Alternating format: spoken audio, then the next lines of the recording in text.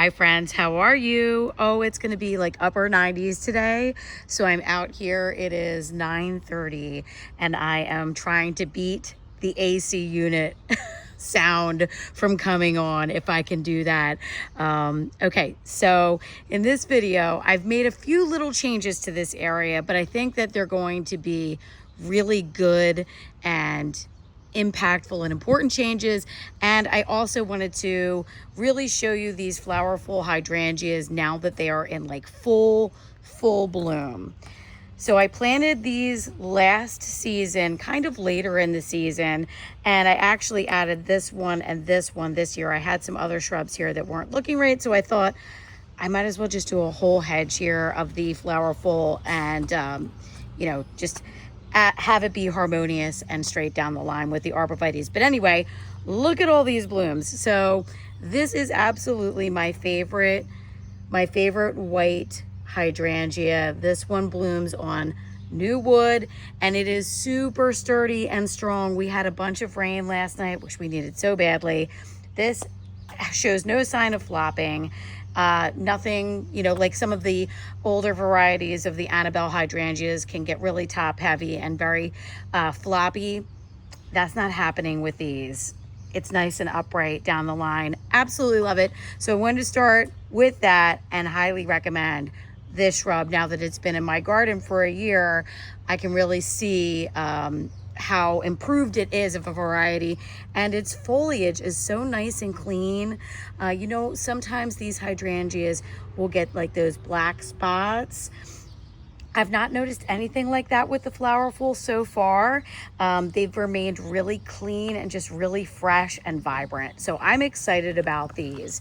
So with that, I wanted to show you what was my favorite white hydrangea that blooms on new wood. This is Invincible Limetta, which you can see is very similar, but it does have a more lacy look to it. It's very, very pretty, but it is also very, very floppy. This one does not have as strong of stems. I've been growing this one in my garden for like 6 or 7 years. I've kind of dotted them around in different areas. I like this shrub very much. I don't love that I have to provide extra support for it. It's not a big deal. I mean, I've done it before, but something that I am experimenting with is I had a Bobo hydrangea right here. If you didn't watch my last video, you'll see it looked just like that Bobo hydrangea.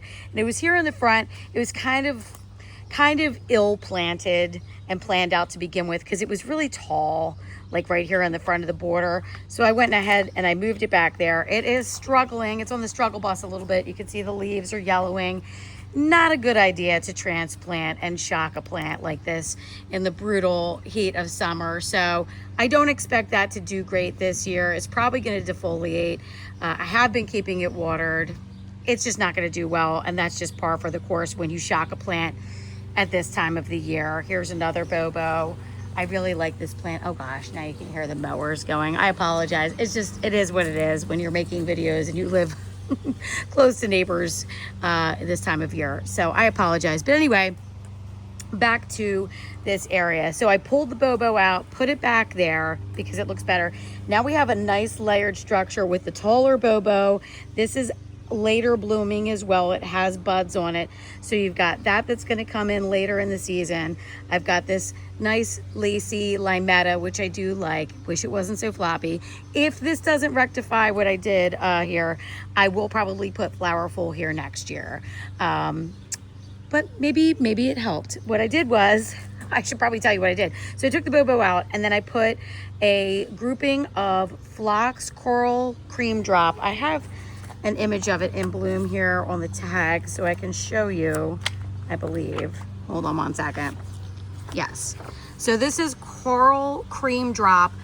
Look how bright. They are just like bright and electric and juicy looking. I've had these in the garden for a couple years now. I have some planted along the picket fence by the vegetable garden, but I'm hoping, and also these are more like mildew resistant and powdery mildew resistant. So I do have these planted kind of in a really tight cluster.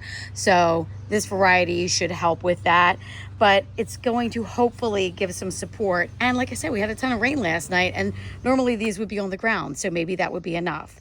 And I think it will look really nice intermingled, the phlox with the Limetta hydrangea. So I will keep you posted on that, but I think it looks really, really good. Then I planted 3 pop star hydrangeas. These get to be 18 to 36 inches tall and wide, and they are very, very beautiful. They will bloom pink or blue, and this is just opening, so it looks like I might be lucky and have, or purpley looking, you know how these things go. Depends on your soil pH and the acidity in your soil, what color they will bloom. But I put one here, and then one here.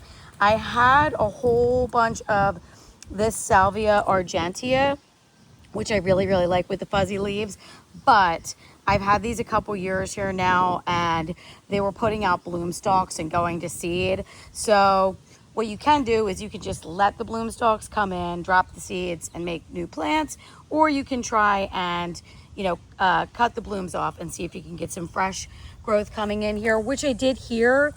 But the one I had here, I cut the bloom stalk out, and it just looked really tattered and worn and tired. It was done. So I thought, okay, I'll pull it. I can just plant some fresh Salvia argentea next year and try this pop star here. I think it looks really, really good. And it's under the canopy here of the Japanese maple. So it will get shaded enough that it's not going to scorch or anything like that. This area gets morning sun and more afternoon shade, so all of these do really, really good here.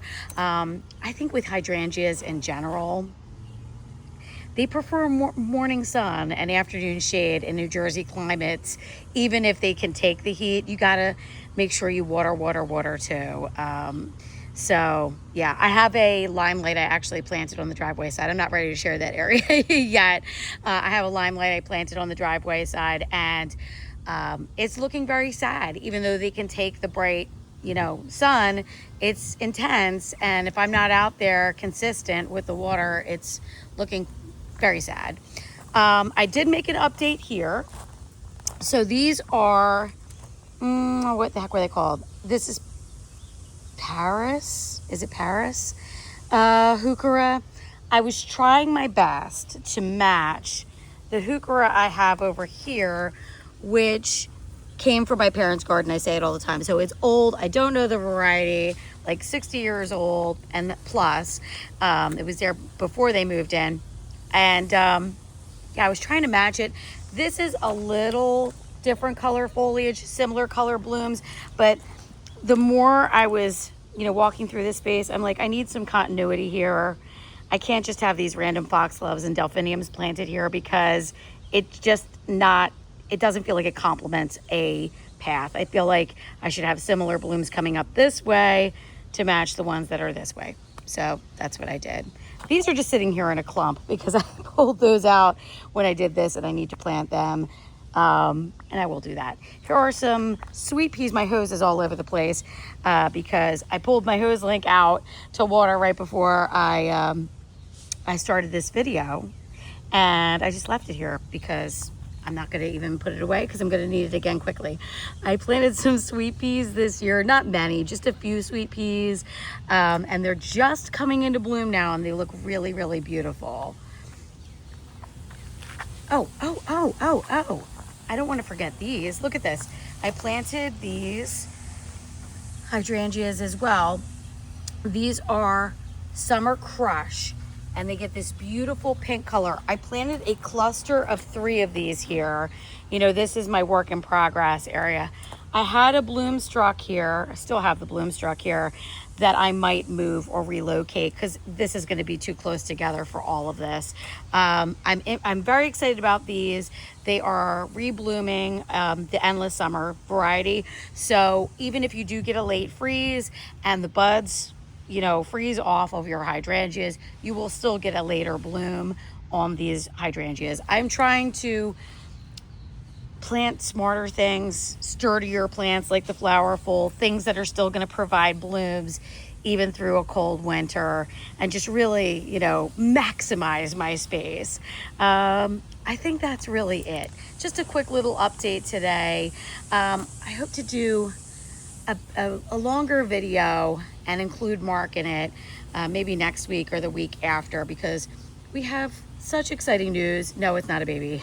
And if you follow me on Instagram, you already know. But I'd love to share it with you guys on YouTube, but it's not appropriate for me to share it without him too, because it's just exciting times all around. Okay, Flowerful hydrangea, gotta plant it. Summer Crush, plant that too. Pop Star, it's looking good. And then this coral cream Phlox, I think it's gonna look really fantastic. The urn is looking great. My hydrangeas, I got hydrangeas on the brain. My geraniums are just starting to come into flower. This is a variegated apple blossom geranium. They're my favorite. And some little salmon color impatiens. I've got some sweet alyssum, and that is a verbena Bampton in the back, which should give like an airy little texture going on there. But okay, that's my update, and I will talk to you all next week. Have a good weekend. Bye-bye.